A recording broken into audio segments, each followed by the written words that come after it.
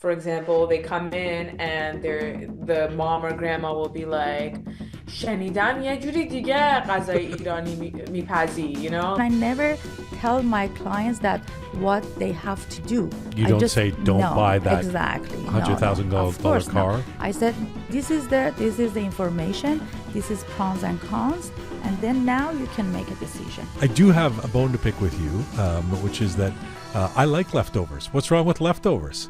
What's the problem with leftovers? Is that statement coming back to haunt you?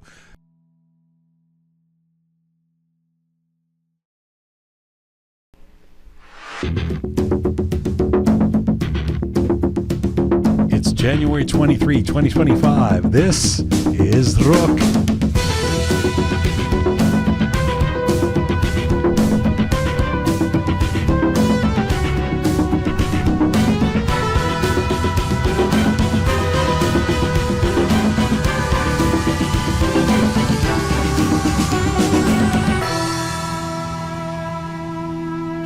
Well, hi there. Welcome to episode 357 of Roqe. I'm Jian Gomeshi. Hello to you from Toronto, freezing Toronto. Hello to you from Canada. Are you cold enough yet, Aghay Roham? Yes, sir. Yes, sir, he says. Super P, are you cold enough yet? Yes. Okay. Well, I don't even know what that question means. Is it cold? Is it cold in Mashhad? Is what I should be. Well, it was cold in Toronto. It's not cold anymore. Is it? Does it ever get this cold in Mashhad? It's today, yes, but Okay. yesterday when it was like minus 20, It doesn't. No, it doesn't. Okay. Hello to you. By the way, though, people in Mashhad. Shout out to Mashhad, home of Super P and the Toronto Times team. And in fact, most of the people I know for some reason. Everyone's Mashhadi all of a sudden. Hello to you from Canada. Salam Dustan Aziz. Durud Basham. I hope you're doing well wherever you are tuning in from around the world. All right, so we have titled today's show Defying Cultural Expectations. And as such, we are diving into the lives of Iranians who've decided to step off the path that was set for them by society and by culture and by their families. And it's a journey of challenging the norms, questioning the status quo, and forging their own destinies. It takes incredible strength, as you know, and courage, and sometimes even rebellion to carve out a different future, one that might not always align with the expectations placed upon us. So these are the stories of those who have defied conventions and redefined what it means to be successful, proud, and true to oneself in the Iranian community. And on today's show, we're joined by two women who embody that very spirit. First up, Nicole Dayani, who is an inspiring chef and culinary teacher who dared to step away from her parents' expectations of a more traditional career and pursued her passion for food. She is the force behind Nicole's Kitchen LA, where she's become a beloved figure in Southern California and around the world, teaching and inspiring others with her culinary skills. Nicole's journey from defying familial pressures to becoming a successful entrepreneur in a competitive industry is a testament to her resilience and her determination to live life on her own terms. As is the case with our next guest after that, later in the show, we'll hear from Elham Rezaei, a woman who made an extraordinary leap into the financial world, coming to Canada as a mother who didn't have a career in finance. Elham now stands among the top earners and producers in Canada's personal finance sector and beyond. And her story is one of redefining what success looks like, breaking free from the constraints of her upbringing, and creating a thriving career in a field she never thought she would ever enter. Elham and Nicole are two examples of women who've defied cultural expectations to make their mark on the world in their unique ways. Looking forward to having them both here. They will join me in just a bit. But first, this weekend at the Roqe Hub, we have a sold-out inaugural night of our Ideas at the Roqe Hub series. This is something we're going to do regularly here in the Roqe Hub. Ideas at the Roqe Hub, our inaugural night this Saturday night. In fact, it is sold out. It features Nima Behnood here in the Roqe Hub of Nimani fame, the beloved global fashion brand. He will be speaking on the topic of how AI can change the fashion world. We'll follow up his talk with an onstage interview with yours truly, and we'll give you that recording of Saturday night on our next edition of Roqe next week. So we look forward to you seeing that. We look forward to having Nima here. And our other big event is only 2 weeks away. In fact, 2 weeks away today. Roqe Live 4 is coming. Roqe Live 4, it's been announced. The tickets are now on sale. In fact, the tickets are almost sold. So if you want to come to this thing, you got to get your tickets. I think VIP is pretty much sold out. Most of the theater is sold. It's Thursday, February 6th, 2025. At the City Playhouse Theatre. That's in Thornhill/Vaughan, Ontario, just north of Toronto here in Canada. The City Playhouse Theatre, Thursday, February 6th. You get tickets for this on our Instagram page in the bio of the Roqe Media Instagram page, or by going to our website roqemedia.com. شهره آغداشلو، فرداد فرهزاد، دنگ شو، سیامک مر، Ghazal piano with Anahita Nayabi, Maso Mortazavi, Blancheco, our very own Pega Ganji, all of them. Navid, we've added Navid as an MC at the top. What's Navid's last name? Navid Agha, right? Navid Agha, funny guy, wonderful guy. He's also added to the bill. Tickets on sale now. February 6th is the date. Check our bio on Instagram, our website, roqemedia.com, for tickets to Roqe Live 4. Can't wait to see you there. All right, let's get to our first feature interview. Here we go.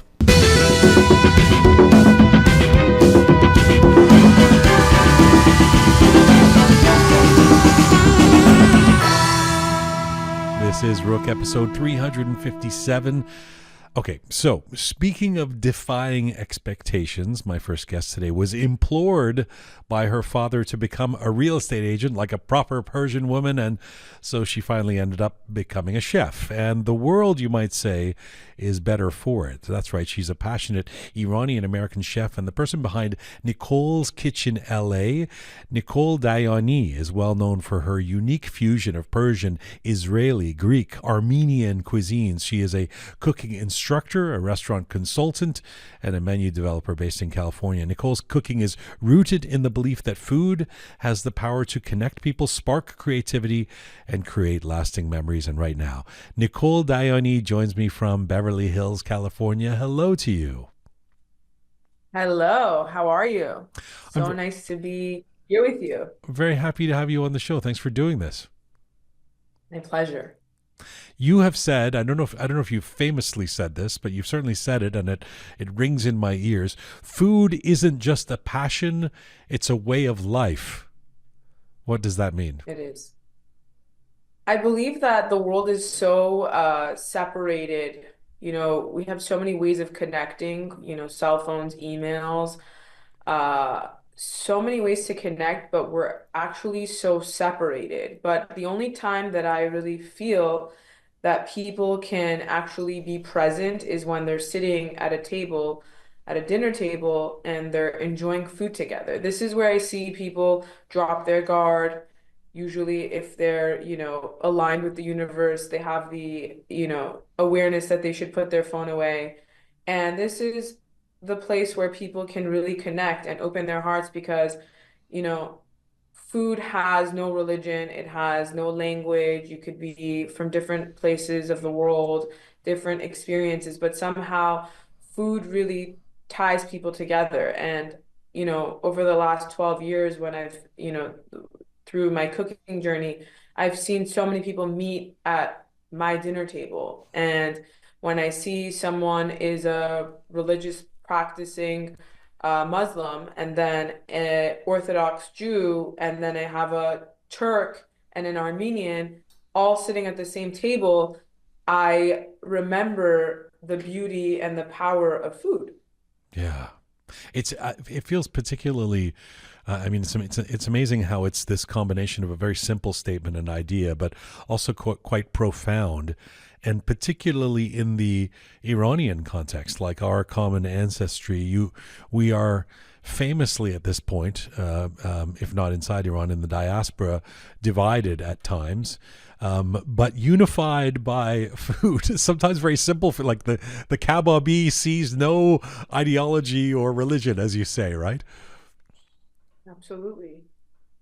And, I mainly for my cooking classes, I purchase from the Persian supermarket, but in that supermarket, I see we have Indians and Iranians and Armenians and like Turks and Americans and like Asian descent, all grocery shopping together. And especially, I don't know what it is about the Persian supermarket, is like there's people conversing about what they're going to be making for dinner. Or, one person has said, like, that's why I love going to the supermarket, because people are like, Nicole, your industry now, you've been working for 12 years. How come you don't have your groceries delivered? And I'm like, waking up at 7 a.m. and going to the supermarket and seeing all these people talk about what they're going to make for dinner, or hearing someone put dill in their warma sabzi and the other one like electrocuted across the orange and apples, is just such a beautiful experience when you see that this conversation is all about food, and so simple, but so deep.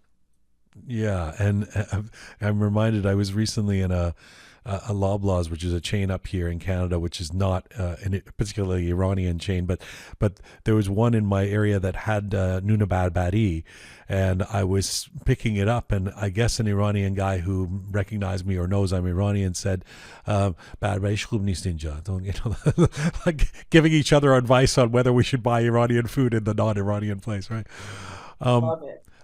your journey to where what you're doing. I mean, we called this episode "Defying Cultural Expectations," and the story is that you're at UCLA, and whether it's a way of life or not, it certainly was a passion for you to be making food for your fellow students, I guess, some of your friends, etc.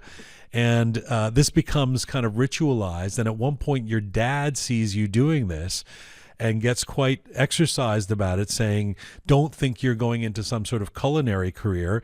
You need to go into business or real estate. You thereafter go into real estate, I guess, to appease dad. How were you as a real estate agent? I was horrific. I actually worked for one of my father's colleagues. My dad was like, I got this guy Brian to put a 50-foot desk for you, and tomorrow you're gonna go to Sotheby's and you're gonna be his apprentice. And the office had a love-hate for me because I'm very friendly and personable, and I would bake cookies for all the realtors. I was doing everything in that office but real estate. And I actually took my real estate exam 3 times. I failed all 3 times until I passed the fourth time. And it was as if I graduated medical school. My father had made business cards with my face on it. Like, he was so desperate, poor guy, for me to be able to sell a house. And unfortunately, after 2 years, I still didn't sell a house. Why were you so bad at this? I think that my heart wasn't in it. I believe that, especially, some people are more passionate than others, and I'm one of those that personally excels in things that I really love. Hmm. And if I don't love it, I don't excel. I'm very black and white in that manner. Like, I'm not in a medium. I don't have a medium with work. Either I'm really good at it or I'm really bad at it. And so I think it was two things. Subconsciously, I wanted to fail at it. I wanted to say, here, I tried, but look, I'm not good at it. Uh, And number two, I had no heart in it. hmm. Like, I just felt like my soul was dying. And I think that that's the truth, that when you feel happy in a position somewhere, what you're doing, not only are you a bright star for other people, but you're also yourself when you're doing something that you love. Although there's And there's probably a gazillion Persians, including many listening to this, who do go into certain fields because they're culturally expected to, or familial pressure or whatever, who are not in the field of their passion. So it's quite amazing that you worked your way out of it, which I'm going to ask you about. But just before that, why real estate? Like, not that, I mean, if you come to Toronto, there's at least 10,000 Iranian real estate agents, so I get it. But did he give up on doctor and engineer and was like real estate the next level, or? I think that, coming from a family where they were in economy and law and like real estate, they wanted me to follow after their footsteps. So my father doesn't have any sons, so I was his first hope, being the eldest child.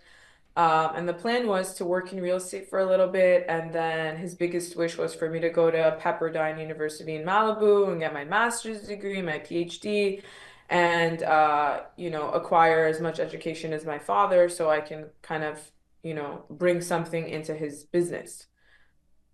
So I mean, he gets you a pretty plum gig at Sotheby's. Like it's not like it's not some indie real estate No, it was like outfit. the prime location on Sunset and Doheny. Really great real estate So office. what's the precipitant? What's the moment where you're like, okay, I'm done, and I'm putting on my apron, my cooking gloves to go into cuisine. I walked into the real estate office one day after a year of not selling a house, and I was just frustrated that I couldn't be doing something that makes me feel happy and that I'm living my life for everybody else. While I have, and through this journey, my mom and dad really changed and fully support me in what I'm doing, and they're like my biggest cheerleaders. I asked myself, like, why are you in this universe if you're living for your mom, for your dad, for your grandparents? Like, what is the point of even having a life? Like, you're just a robot. And so one day I just marched into a French restaurant in my suit. I left Sotheby's early and I asked the French hostess who courted me, I said, I have a dream, and that's to cook for other people, and this is my way to show love. And right now, I don't feel so happy. But if you give me a chance at working in your kitchen, perhaps you could be the reason that I could finally find joy. Wow. And so the man kind of looked at me up and down, of course, judging me because it was unusual that a young girl dressed up, gave her car to valet, you know, for sure doesn't look like she belongs in the kitchen, is begging to work in a kitchen for free. Right. And he threw me an apron, and I started working at Tureen. It was a French restaurant on Beverly Boulevard. And I was hiding from my family that I was working in this restaurant. And I chose me. But it I shows chose, you did choose you, and it shows a lot of confidence in your own abilities. You posted something on Instagram a while ago that says, "What happens when your career choice as a chef isn't culturally accepted, but you do it anyway? Believe in yourself." Why did you believe in yourself in that moment enough to walk into that French restaurant? It is a pretty audacious thing to do. in that moment, I believed in myself because all my life I listened to everybody else and I had a voice inside of me. It was like a calling. Like I just had a wake-up call that was like, if you don't do it now, like when are you going to be like living for yourself? And it's interesting, all my life people always said like you're such a bright star. Like you're like in all darkness somehow when you come into a room. This is the most common thing people would tell me. You like light up the room. Wow. But I didn't feel that way because of my path that I was doing everything for everybody else. And there was a moment where I said, you need to be the star for yourself. You need to be the light for yourself. I mean, whether it's the people at the French restaurant or your friends when you're at UCLA or now your students or all of the people who are so intoxicated by the food you make, you're obviously very good at what you do. What makes you such a good chef, do you think? I think that I don't have an ego and I like to ask my customers what they like, what flavors spark joy for them. And with that information, then I create something based to their liking. And I think a lot of people in the culinary world can't take criticism and don't like to be corrected. And I think that that's true in every line of work. Like, if you can't listen to people Mm. and their needs and their wants, then you will never make it in this universe because life is about listening and communicating and hearing people's wants, and especially in service business. And I think like I definitely do have a good hand, like when my hand hits like different flavors, like I do think I'm naturally gifted, but I do also think that I pay attention to, first of all, the customers that walk in. I know what things they like and what things they don't like. I observe. I think observing also is a big thing that has helped my success. And I definitely think having humility. Like I'm not perfect and I have a lot of room to grow and I'm always trying to study different ingredients, But different it's flavors. funny because those qualities, not to caricature anybody, but those qualities are actually directly in contrast to the star chefs of the star chefs of the last 20 years, say, who have made their name on you got to be tough and you got to be uncompromising, and they're almost lacking in humility. And the chef that says, that is insulted if you ask for the salt shaker. So where's the line between being flexible like you are and believing that your roast doesn't need any salt? I strongly believe that every single person has a different taste. And to shame someone for asking for salt or hot sauce or lemon juice when they're eating your food is actually quite embarrassing.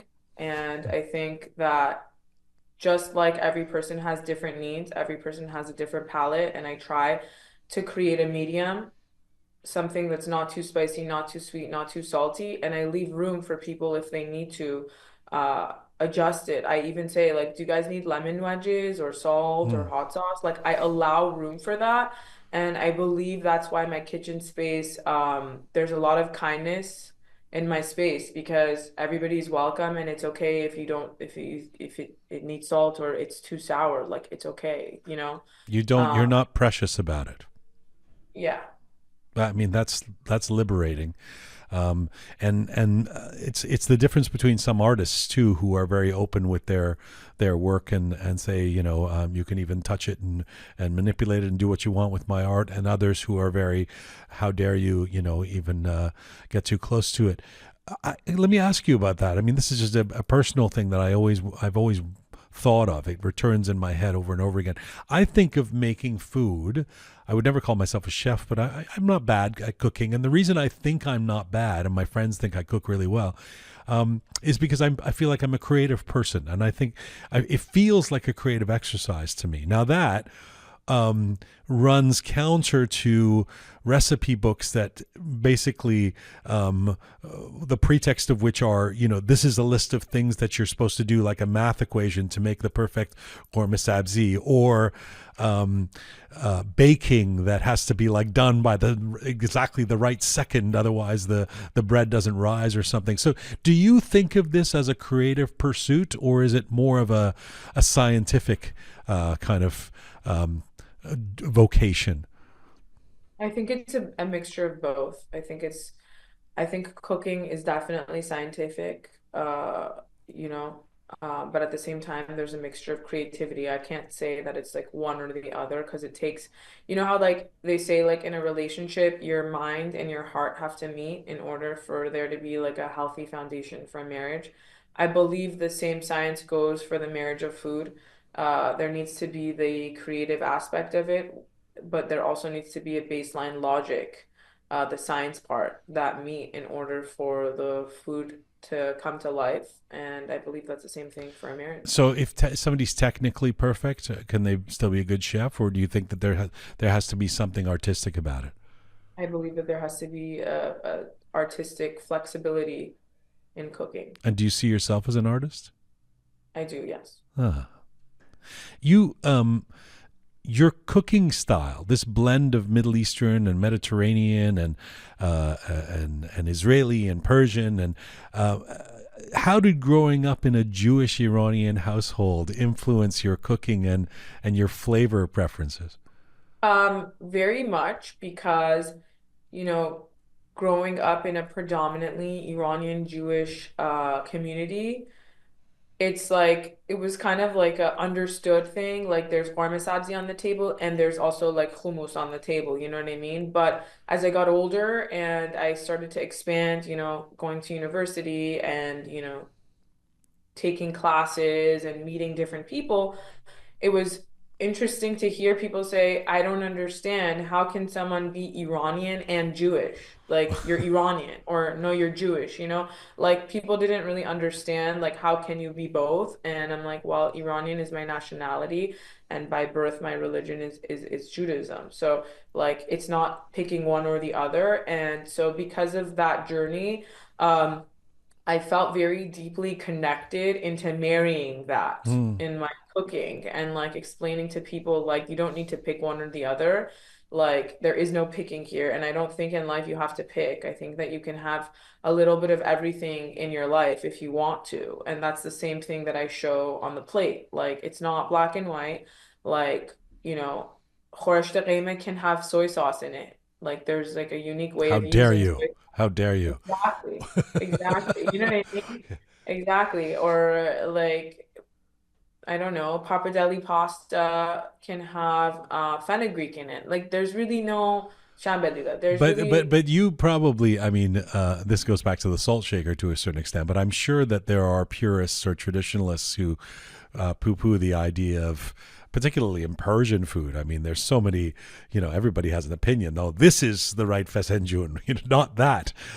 yeah. And when I used to put, I still do. I'm a spice freak. I like things heated, and I would make spicy ghormeh sabzi, and my mom would just be like, "That's not ghormeh sabzi. What are you doing?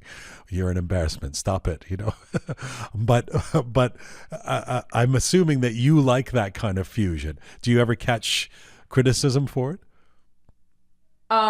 Actually, sometimes I do have like customers who bring their moms and their grandmothers, like they want to do like a fun activity and bring them out. And I don't only teach like Iranian cuisine, but uh when when that scenario happens and people bring their grandma or mom or whatever to a Persian cooking class, for example, they come in and the mom or grandma will be like, شنیدم یه جوری دیگه غذای ایرانی میپزی, like they're kind of a little hesitant.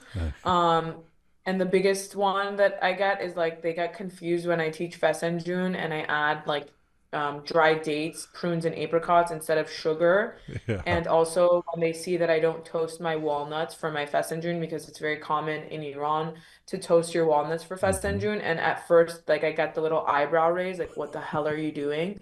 And after when they eat it, it's really pleasant and exciting that they come up to me and they like hug me and they're like, wow, like I just learned something about myself that I judged you. Wow. I like judged you without knowing. And I think that that's like the biggest thing about like how I was raised. And I think especially coming from the Iranian diaspora is like there is a sense of like judgment that you're raised with, that everybody comes in with judgment. And Yeah. like we don't recognize that judging is like to our like detriment, that Mm. we lose so much like love, compassion, unity because we come in first with judgment. Mm. And like I have to say, like through this journey, like I've seen, first of all, my family change completely and come in with putting the judgment at rest because they had no choice. But I also see like people that come into my kitchen and stories that they share through their journey, that there has definitely been like a shift, Mm. like less judgment, more kindness, definitely more openness to, I get a lot of parents that have children going to college, and I get a lot of thank you. Like, thank you for sharing your story because I also have a wish for my child, but I feel like I'm hurting them because I'm forcing them to Mm. be someone that they're not. I mean, Nicole, part of the story you share very openly, and I think quite beautifully, is you share the story of battling weight and deciding to take control of your life at a young age. How did your relationship with food evolve during that journey? And how does it influence your cooking today? Um, I definitely believe that however the stars aligned, I was meant to have a battle with food, to understand that you can you have a choice like in your life for what makes you happy, what makes you feel good, what you want to do, what you don't want to do, what you want to put in your body. And I believe at some point I lost control and I lost choice and I allowed the food to take over from 12 years old. I think that I was always like a happy eater and I always defined food with happiness, which is a very unusual thing because most people are sad eaters or stress eaters, but I was a happy eater. And I really didn't know how to manage that. And I think like I learned over time, like cooking for people, like actually like putting that happiness and that joy into the food was how I was able to fight the battle. Instead of putting everything in my body, I was like, well, I can provide that joy and happiness. Like I don't have to, it's not to my detriment, but I can bring it to the world and use it as fuel to bring people together. So naturally, over time, I was more picky about when and how I would put body in my food.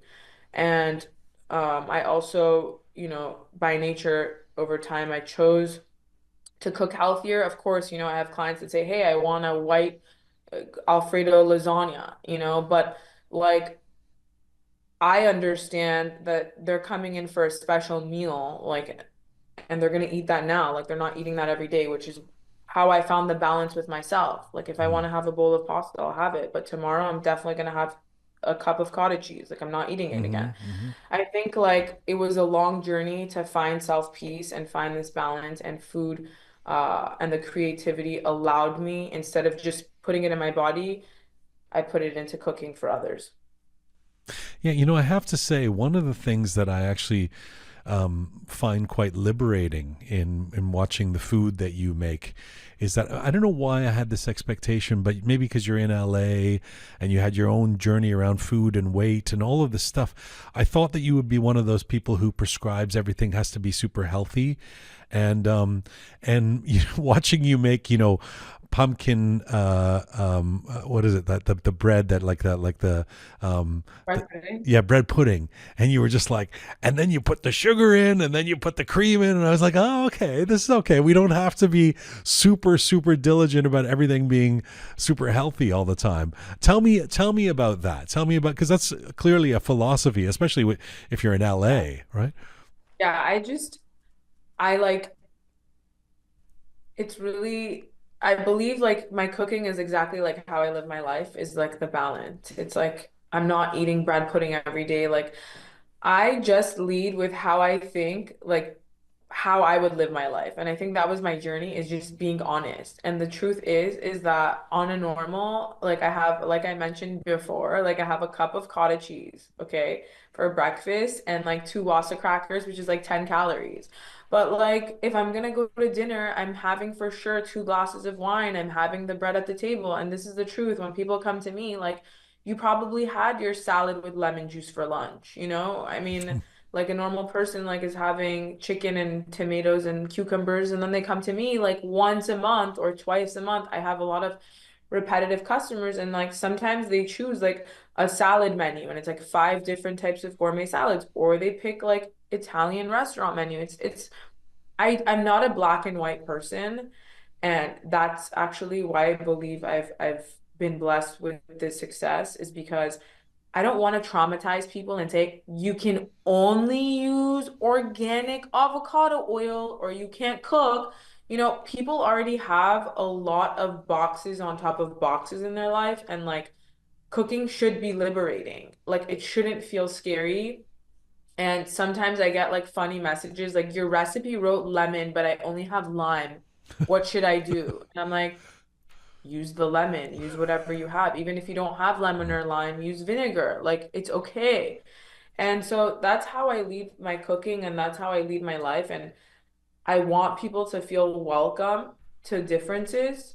I have sometimes the unique customers that come in and they're like, I don't use foil, I don't use Teflon. And I'm like, that's great. In your kitchen, you're more than welcome to do that. In this kitchen, anything can go. Why are you so into teaching? Like, listening to you, why don't you put all your efforts into like a chain of restaurants or building some like Ariana Bundy, like this, some fancy place in Dubai or something? Um, I think it takes a specific character to be a teacher.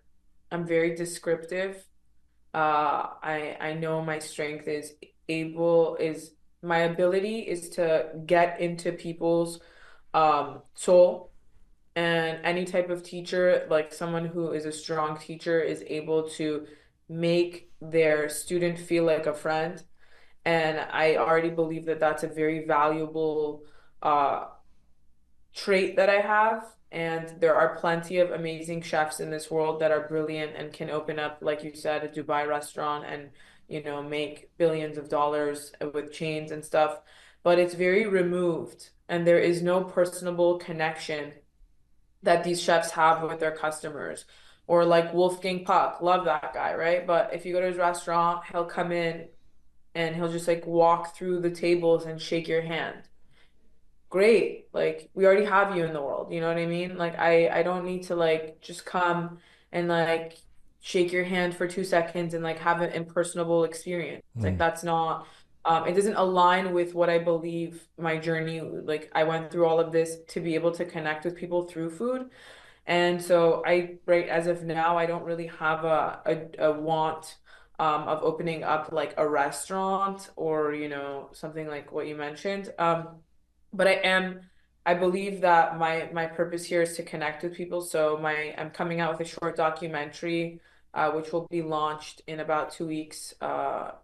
People can, buy tickets to come watch the short documentary about my life and my teaching. Wow. Um, and shortly after, I'm going to be launching my cookbook.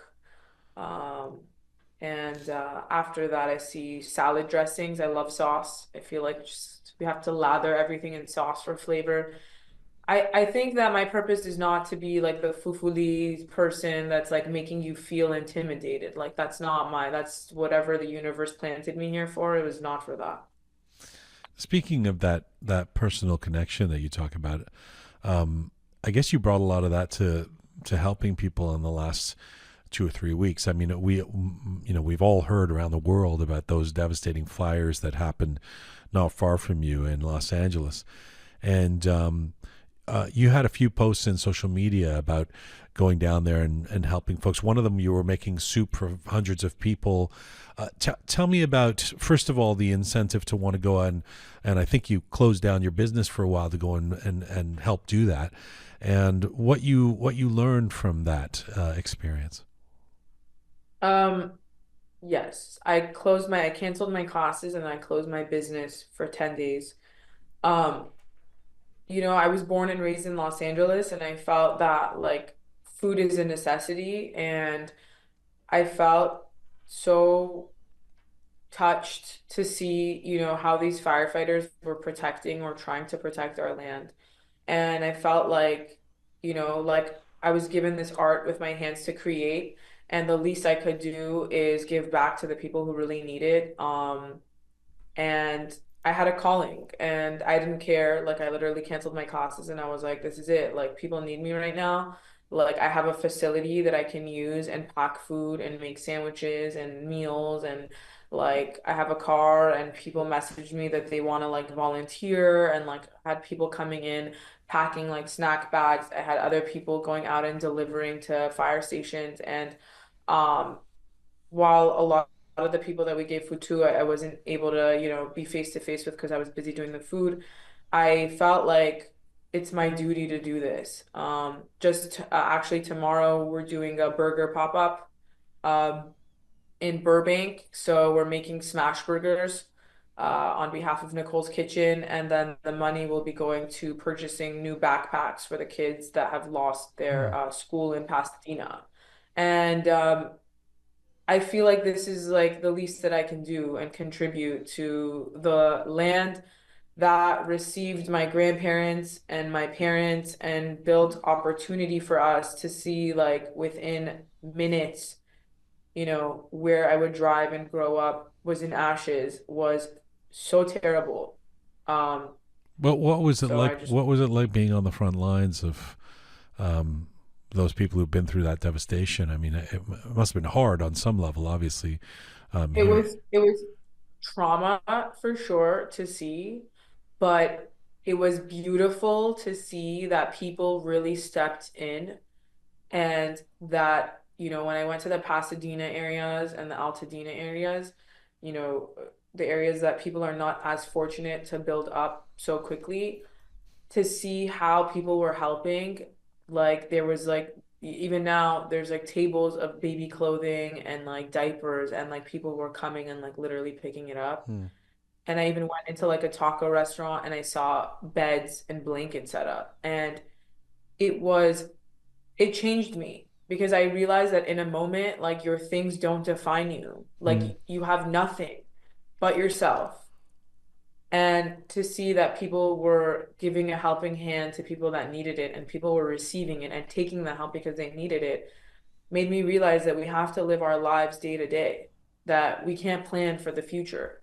And if you have the opportunity in your day and someone asks you for help, help them. Hmm. Not even about fire. If someone asks you for help and you have the space and the capacity to give your hand even a little bit, do it because at some point you will need help too. Life, you're not, my grandmother always says, like in Farsi, همیشه بالا که نمیمونی. یه وقتایی پایین میای. And it's true. You're not always going to be on a jet. Yes. You're not always going to be driving a fancy car. Life throws things at you. Well said. What is the soup, by the way, that you make for 500 people? Oh, what was the soup? It was it's funny you were paying attention. It was a zucchini, squash, sweet potato, and potato vegetable soup with cumin, paprika, turmeric, garlic powder, onion powder, salt, pepper, and some lemon juice. It was simple, but it fed more than 500 people that day. So sounds awesome. Although kale pache wouldn't have gone amiss either. Got to keep people. They would have been full for days. Right? Yeah. It's a good pleasure to get to talk to you and to hear your defying cultural expectations and to the success that you've had in your philosophies, which are really, really, I think, gratifying to hear that somebody exists out there with those philosophies. I do have a bone to pick with you, which is that I like leftovers. What's wrong with leftovers? What's the problem with leftovers? Is that statement coming back to haunt you?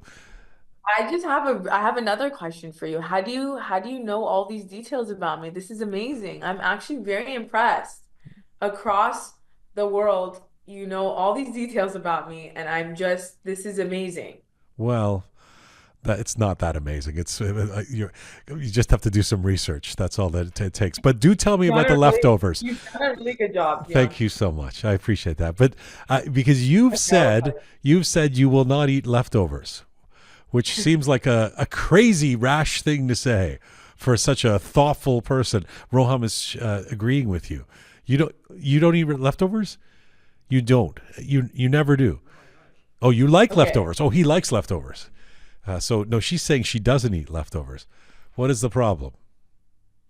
I just think that the taste is different the next day. There's only a few things, okay? You didn't catch this part while in research. There's a few things that I will eat as a leftover, meaning like exactly like it was made for dinner at night, and then the next day for lunch I'll eat it. Like Right. for sure 2 days, even if it was my favorite food, I won't eat it. I just think that the taste tastes different. And also I don't like to repeat eat things. Like my palate has to be changed. Like I have to have different stuff all the time. So the things that I do eat that is a leftover is my mom's morch tufer, which is a saffron, prune, and apricot chicken, and also pologoje, which is the saffron tomato rice. And then I'll have leftover schnitzel or schnitzel, as we say, and leftover cutlet. That's it. Other than that, Through this entire interview, you have not sounded the least bit like an elitist until now. The idea that you won't like what happens, like we cook a turkey at Christmas time. You have to eat the leftovers. The turkey. the smell changes, like it changes. The smell, it's a Well, of little course, like but what are we supposed to do? We can't throw out the turkey. no, like, I have a list of friends and family that love leftovers. I don't throw it away. I just know the people that want leftovers and I give it to them. I don't throw it away. خوش به حالت. I rather have, like, if I didn't have food in my fridge, I'd rather have a piece of toast with cream cheese or masta musir. Hey, Like, you know what I learned in my research? Got this. what? Your favorite food, sangak with some penne. I call it penne tabriz with some feta cheese, a little bit of walnut. Huh? Yeah. Good job. I love how the chef who could make anything goes back to the basics. You can take the girl out of Iran or bring her up in LA, but you still go back to the sangak and feta cheese. I love it. It's really been a pleasure talking to you. Thank you for doing this today, and I hope we get to see you. Bring a version of Nicole's Kitchen to Canada at some point. No? Actually, I was supposed to come to Canada and teach some cooking classes. So I'd love to meet you in person and I'll make my way to Canada. I I hope think it'll be really you'll have a welcome audience in Toronto. I have no doubt. Thank you I for want this. to cook. Can I cook in your studio? I want to cook in your studio. 1,000%. Come and do that. Come do it. It's Seriously. our next program. I'm gonna make korma sabzi in Jian studio. I love it. I love it. Merci. Yeah, Bye bye. you're welcome.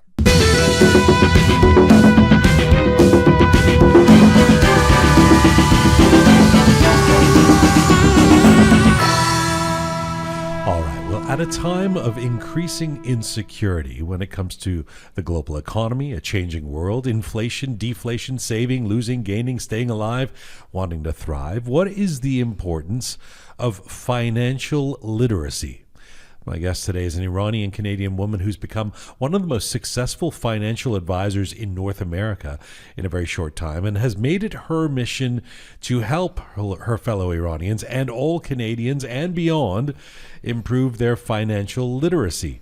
Elham Rezaei is a Vancouver-based mutual fund representative at WFG Securities and an insurance agent at World Financial Group Insurance Agency of Canada.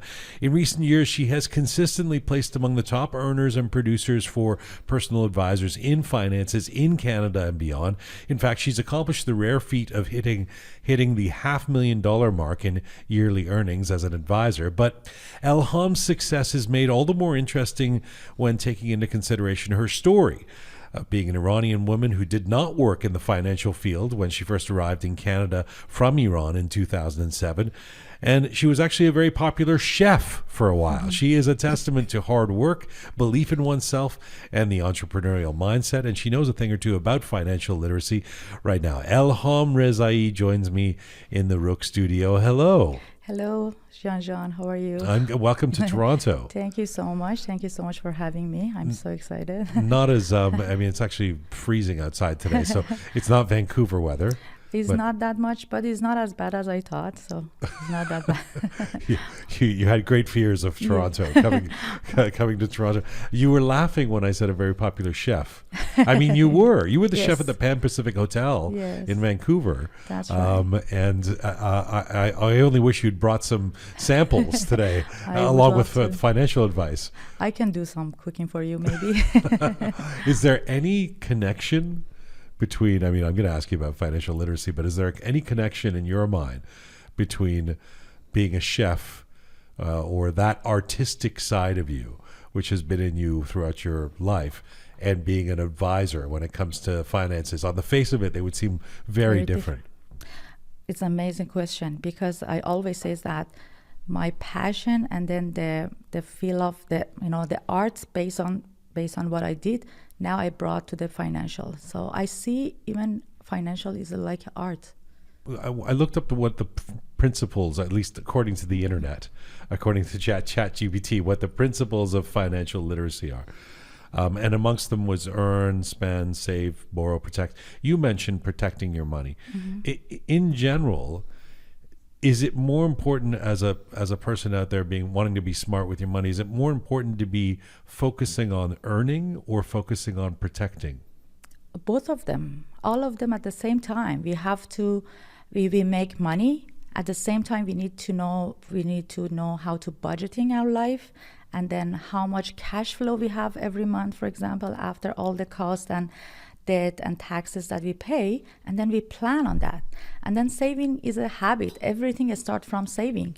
And then because we just think about the real estate, for example, in a big scale, that is not easy for everybody to buy real estate. Is that right? Even though it's a good option for them, but people doesn't have that much money to invest on the real estate. So but people, because they don't know that there are other ways of saving and growing their money, they think that they have to have lots of money in order to invest. Yes. But I can show them that even with a small amount of saving, so everything starts from saving, which so many people do saving and so many people not. But we have to get to the habit of saving, but at the same time, we have to grow our saving in a right way, in a better rate of return. That's what people don't know, that in the bank, the majority of people, when I ask them how much savings accounts rate of return in Canada, in the bank, normally people say 3 to 4, 1. That's the answer that I get, from people. But it's not true. There are investment that I can show that can gives you over 10%, 12% compound interest per year. Right. in the same bank. But people are, I think, in a lot of cases, are afraid of that Yes. because it's risky, and if you don't have lots of money, Exactly. yeah, I mean, it's you don't want to we want to be conservative with the money that you have. Exactly. It's a good point that you mentioned about the risk. Risk has a different definition. Risk in a business is like we can lose our money in a single stocks, or for example, if we do the business, we can totally, lost everything. Yes. But when it's come to the investment means that we never have to lose our money, and it has growth over the time. But what is the risk in investment? Risk in investment is a fluctuation. So your money in the investment never go to zero, versus in the business or single stock can go to the zero. This is a different definition. That's why people don't know. When I go to the bank, for example. But even hang on a second though. If you're because people have, once in a while somebody will come to me and say, hey, put $10,000 into this crypto thing and let's see how it goes. And I go, well, I don't necessarily have $10,000 to play with. I know it seems fun, but to just see what'll happen, which is kind of what you're talking about, isn't it? When you say you take the risk and you won't lose it all necessarily. No. It's all. That's why it's all about the learning what is the risk, what is the rate of return, what is the time horizon I should have, and then how portion of my money should go to the, for example, higher fluctuation investment or lower. Do I have an emergency fund on the side? So that's what I do. I just. By the way, your face soured when I said crypto. You're not a fan? No, I'm not saying, because crypto actually is not a bad thing, but crypto is like is too big to be ignored right now, but is like you might lose all your money. Then you cannot put all your money in the crypto. But I'm okay with the 5%, 3% of the whole money that you have is go to that crypto. But when I'm talking about investment, is like real estate also investment. All your money can go to the real estate if you have enough time horizon. Even the real estate, one is a very dangerous things that people buy, and then the way that we lost money, we didn't even notice that we have to have a right time horizon. For example, we have to handle the house that we buy, because the house is involved with lots of cost and mortgage and everything. We have to have enough time to handle all the expenses. Do you really believe that anyone can benefit from when you say everyone needs an advisor like you? Anyone. Like you said a few minutes ago, you said if you have $25 a month, you can get rich from that, right? Yes. That exactly. sounds like that sounds like a. No, that doesn't sound real. That sounds like a bit of a scam. No. I can show you. I've got $25. I can. Okay. So what because then I have to go to the details. Maybe it's not a place to say, but it's all about the simple interest, compound interest. Which way should I? With $25? Yes, 25. I can show you. You can build from that low. Of course, that little amount. That low. That's why we are not a private banking. I'm an independent agent that have access to several banks, investment and insurance companies that I work with, but it's not like a private banking that asks for at least $1 million to invest. So with me, with the same, kind of bank and institution, I can start a client with $25, $50 per month, like a monthly contribution. And with the right financial literacy, they can build. So that's why I need to inform people before, ahead of whatever I want to do. I don't want to go right away do the financial for people. I want to educate them in a few sessions at no cost, and then I'm the one who put the time. Okay. So, but without any expectation, even my clients that want to do business with me or not. So from morning to night, I'm just doing the meeting with clients.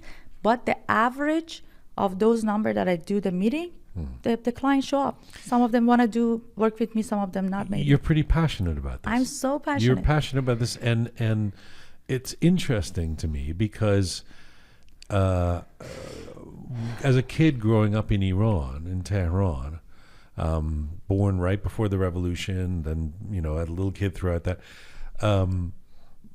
you've said that you wouldn't necessarily imagine that this is who Elham Rezaei would become, this successful financial advisor person in Canada later in life. And in fact, you didn't even get into this field until less than 10 years ago. Exactly. Does it surprise you that you're this passionate about it? I didn't think about the being a financial field, but I always think that I'm gonna do something in my life, something for people. And then now I felt like this is the one, because at the beginning of my journey in Canada, I thought that is maybe cooking, baking, which is still I'm passionate about. But on my way, when I understood about the financial information and literacy, and then how it's helped me and my family, because I can always show my accounts and everything. Right. It's like before 2017, after 2017, what happened to my money, to our financial family financial.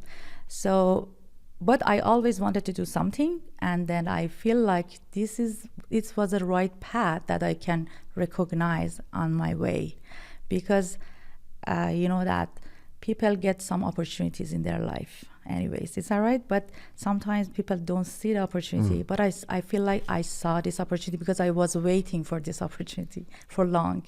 When you were growing up in Tehran, there's 4 kids, 3 older sisters, right? Yes, that's right. Did you come from a financially literate family? Would you describe your parents that way? No, not at all. But I was always passionate about money, how we can have more money, how we can become wealthy. This is what I always think about. Really? You were, as a kid, you were thinking about that? Yeah. And did you have those conversations with your dad? Yeah, I had with my dad. Dad, you should be investing in this mutual fund? Exactly. Not mutual fund that time. In 1980s Iran? Even now, it was not exist in Iran, or at least I didn't know. But about the real estate, gave my father, for example, just sell this one, buy this one. But I had an idea, but nobody listened to me. That's now I just can execute whatever I want now myself. You get married in Iran at a very young age. Exactly. How old were you when you got married? I was 17. 17. And then you have kids. Yes, I have 2 daughters. And so you're this young mom in Iran. Again, how did this person who's sitting here, who's this passionate about advocating for others when it comes in the financial world, as a chef as well, where was that person when you're in your early 20s and you're already married and you have 2 kids and you're in Iran? I had a great life that time, but it was not my improvement. I didn't have much improvement as a Elham. As a family, we grew very well.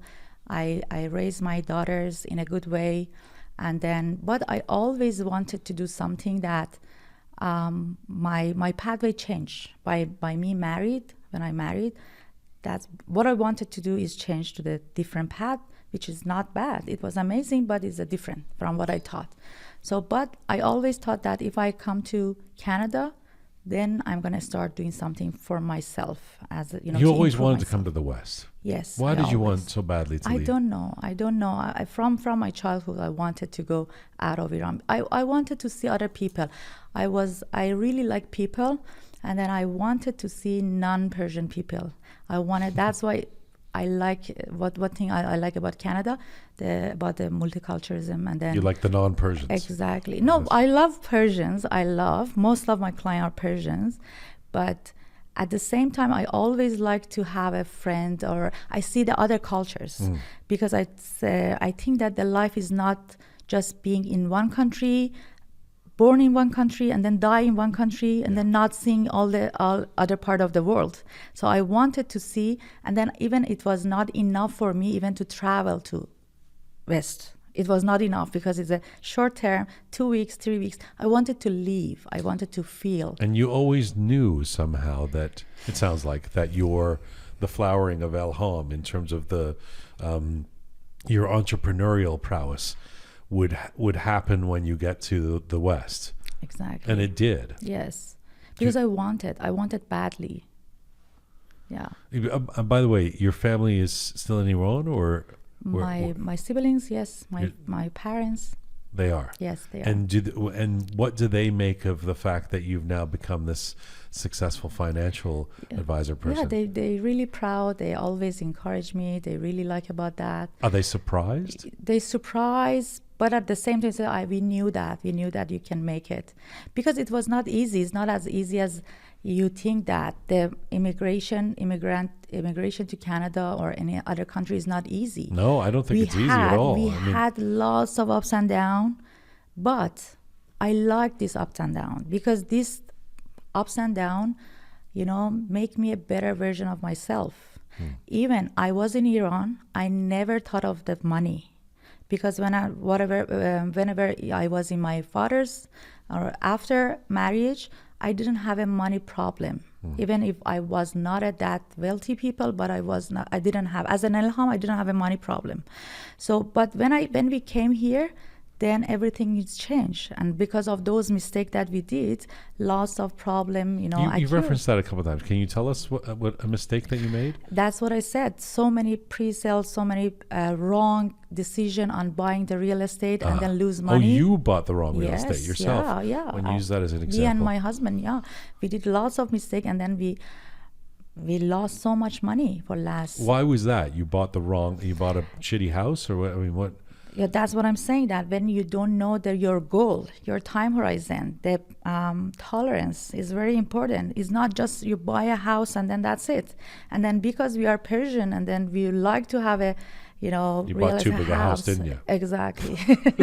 You bought a big fancy house, and then you were bankrupt. Exactly. That's what now I understood, that we shouldn't put all our money in one, for example, house, or it's not necessarily even buy the house in the area that we like, because Persians like to live in a nice place of everywhere they go, and then it's not that kind of affordable places. Is that right? It's so funny you should say that, because one of the things I'm going to want to continue with your story, but just as a sidebar, one of the things I was going to say to you is, with Persians, we talk about it on Roqe pretty not regularly, but it's come up a few times.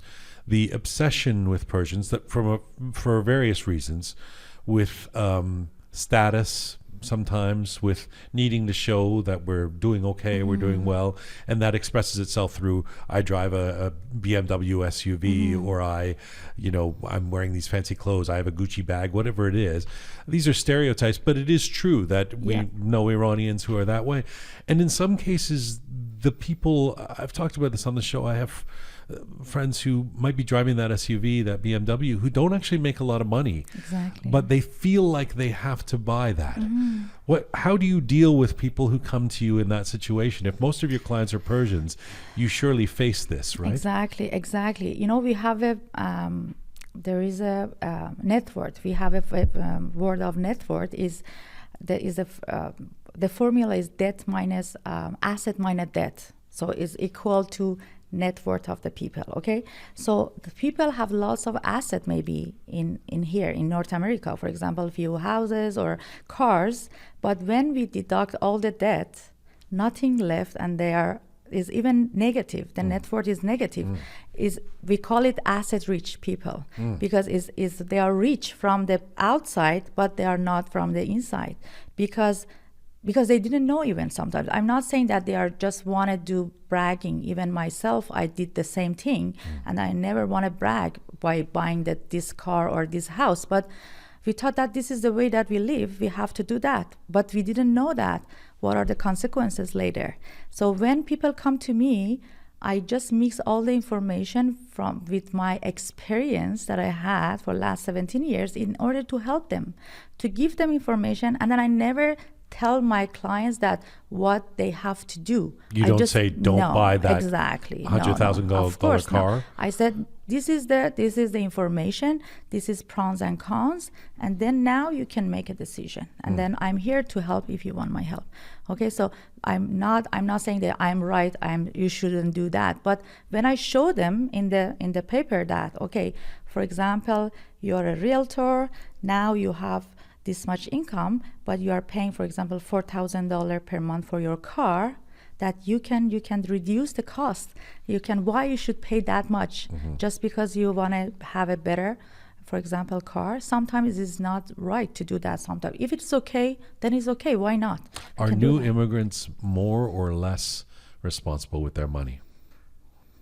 It depends. Some of them are so conservative, and also I am always saying that too much conservative also is a risk, because if you are so conservative, you cannot grow. Okay, Right, so we have right. to be at the level that it should be.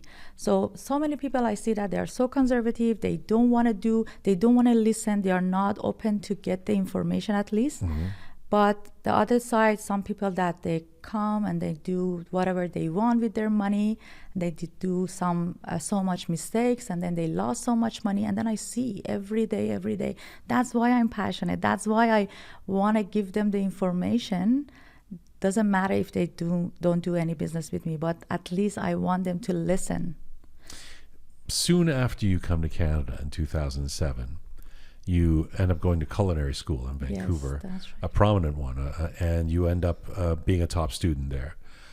You become a chef. You work at the Pan Pacific Hotel, a fancy hotel in Vancouver, etc.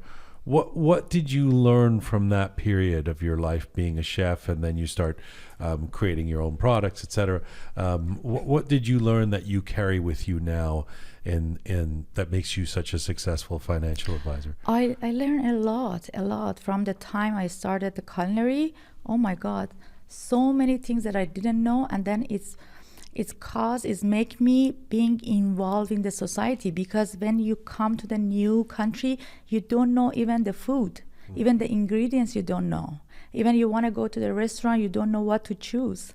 Is that right? So by me going to culinary, so it's a new window open to me to the West culture, and then it was amazing experience. I never regret that I went through that, and then I'm so happy that I did. I met so many people, and then add to that point that I said that I wanted to be involved in non-Persian community, and then it's happened that time, because the school that I went, no Persian exists in that school that time. And then when I started working at Pan Pacific, all the chefs, everybody was non-Persian, that I enjoy just getting the information involved, and then going in the middle of the society of Canada, because most of us, when we come to Canada or any country, we live for long, but we are on the side. We are not in the middle of the society. Right. Is that right? Because, for example, because of the English Yes, barrier, yes, or so many things that we cannot. But for me, working at Pan Pacific Hotel, I said, wow, I'm working with Canadians here together, and then every You day. didn't start teaching them how to make Fessenjoon or something? Yes, I try. You know what? Even in between, I always try to show the culture to them. Even, for example, I asked them to the Pan Pacific. I don't know if we have enough time to tell you, but it's so funny that I told to the executive chef of Pan Pacific, why you don't have a Persian food in your menu? You have Indian, you have Chinese in the menu, but you don't have Persian, and then you have lots of Persian clients, because the Persian comes and through their weddings at Pan Pacific a lot. And then I said, because we don't know the food, and then we don't have anyone to make it for us. And say, I'm here, I can make it for you. And that caused that, because I asked a lot from that chef executive, and then the chef said that, okay, Elham, there is a party at Pan Pacific. I want you to cook Persian food. And then I did for 300 people. I made a food, Persian food. I made Roqe. Can you believe it? Even some people, Persian people, don't know is a specific to the city of the Iran, which is really delicious. And then I made Mirza Qasemi for them, and Fessenjoon. So, and then I just all myself, and then I feel proud that now in that hotel that it serves Persian food. And then even the chefs that time, I remember that they liked the zereshk, barberries. And then I said, we never see that. And then they asked me to buy for them a few package in order to just eat. Seriously. And then I did a lot for the culture, to show the Persian culture, Persian food. Whenever I was at a school and also at the hotel, I try my best to just. But how old are your kids? 26 and 21. Do you financially advise them? Yes, but they sometimes they don't listen to me. But recently they listen more. They listen more. How dare they? They have to listen to you. Yes. They're successful mom. It's such a pleasure. Thank you for doing this. Thank you. Thanks so for much. It's nice to have you in Toronto and hopefully to be continued. Thank you so much. Really appreciate it for having me. It was amazing. It was a great experience. Merci. Jian, thank you.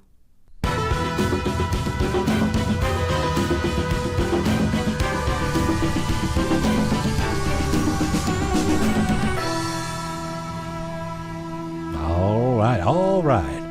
That's it for episode 357 of Roqe. Thank you so much for joining us. Thanks to Elham. Thanks to Nicole. Thanks to the whole Roqe team. Thanks to the amazing team indeed who puts this show together each week. Super Parisa, Smart Pega, Seppi Wonder, Savvy Roham, Tina, the photo and video queen.